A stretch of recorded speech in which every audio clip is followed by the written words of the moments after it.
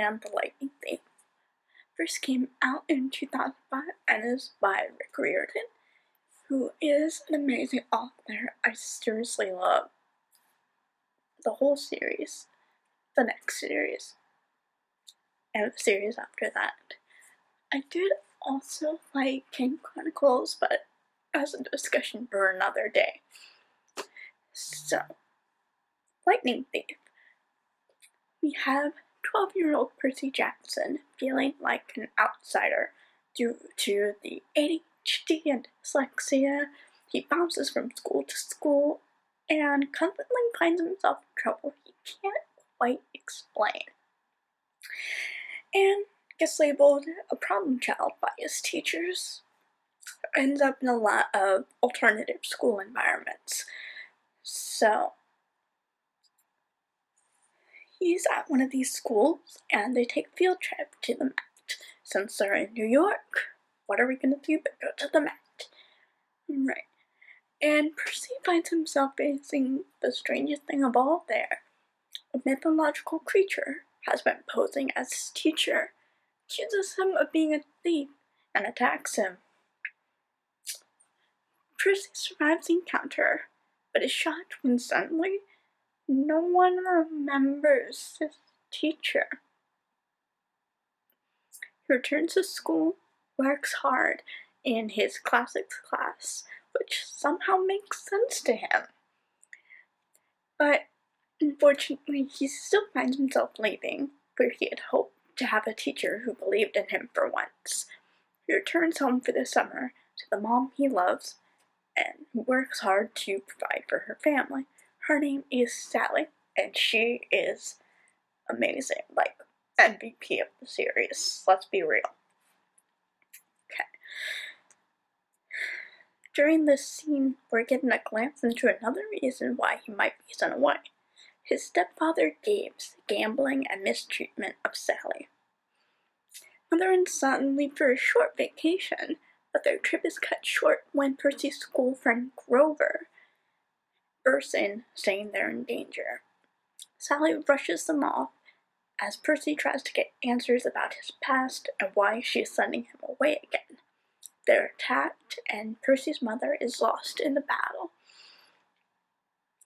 Percy awakes in Camp Half-Blood, where he learns his friend and teacher have kept an eye on him, believing him to be a powerful demigod. He tries to find his place and soon learns the truth about his father with the help of new friend Annabeth. The camp proves unsafe as Percy is accused once again of stealing one of the most powerful objects created, Zeus's master lightning bolt. After receiving a prophecy from the oracle, Percy and his friends Grover and Annabeth take off on a quest to find the bolt, learn the truth, and prevent civil war on Olympus in a series of exciting and dangerous encounters with mystical figures eager to grab power for themselves. Percy soon learns that this world is much different than what first seems. Now, this is a really great book, and some things that I want to point out later on. I'll get into the likes and dislikes, but overall, I have to say this is still one of my favorites. I usually reread this at least once a year. I usually do this in summer because usually most of the things in the story happen in summertime. It has a great structure that makes you wanting to know more and find out what happens next in the story. It's really compellingly written, so great job.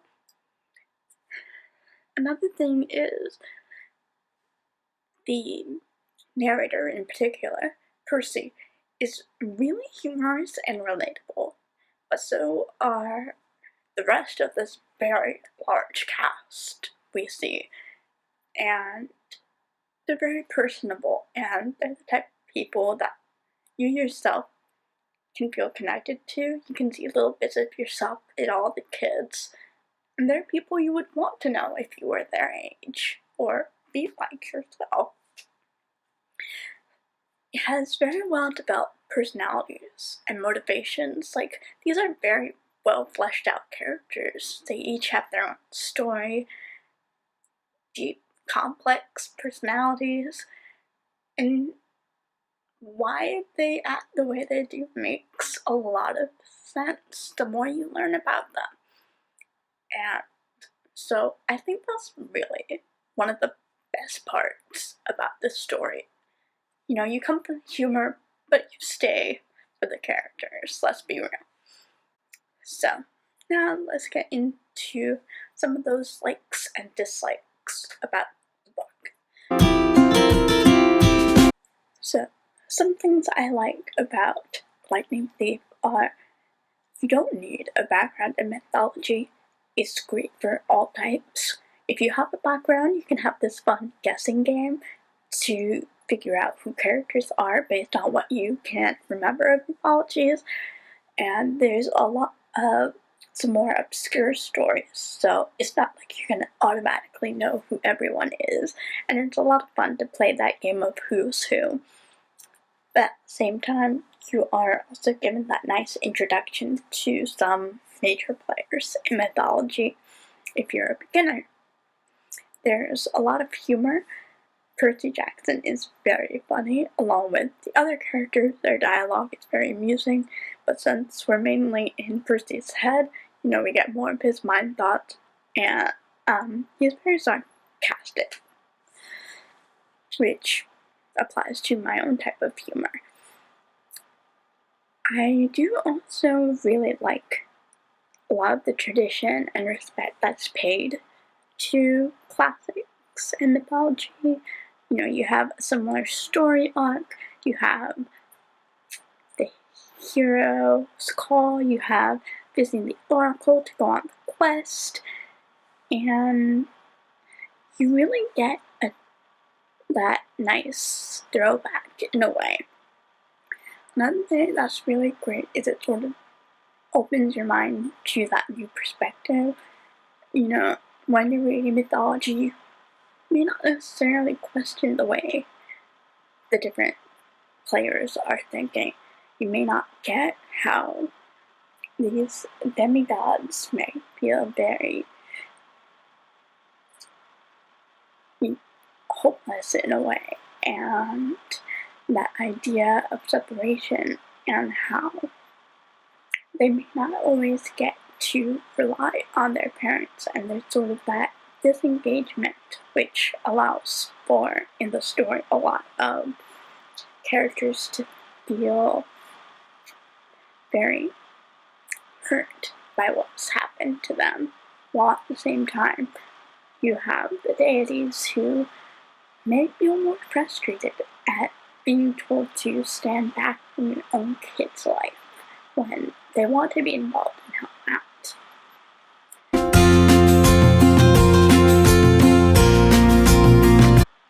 On the other side, there are some things that didn't sit quite as well. So, one of the main things I found a little bit challenging about the series was, again, some of the obscurity in the story. This one in particular didn't have quite as bad, but there's a lot of minor characters that you want to keep track of because you don't know who's going to come back, who's going to end up playing a major role. And so those storylines can get a little confusing at times. I did also see that there can be a little bit of caricature. We particularly see stereotyping Ares and Clarice, who, as associated with war, you know, are very aggressive and are sort of given this negative view, and she doesn't really get along with a lot of the other characters in the story. And while it makes sense, it's kind of more nowadays sort of the hype to be just because it's this way in the past doesn't mean it has to be now. So seeing a little bit less stereotypical, oh, the daughter of Aries is going to be super aggressive.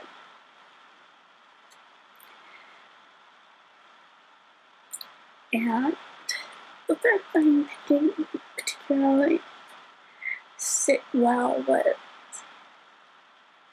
again, it kind of starts off in a very low point, if this preteen who feels very disassociated, so there is a lot of that angst and that idea of, where do I fit in? And it's kind of sad to see that in someone so young, even though it's a great story. So, along with this book, I want to recommend this primarily for young readers. This is great middle reader, and being able to get that introduction.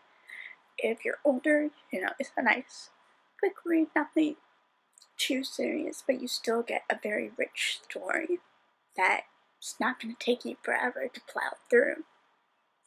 I would definitely recommend the rest of the Percy Jackson series, anything by Rick Riordan. He also has several other series, and the King Chronicles, which deals more with Egyptian mythology. There's also the Magnetic Chase, which is Norse-based. All really great series that I can cover later.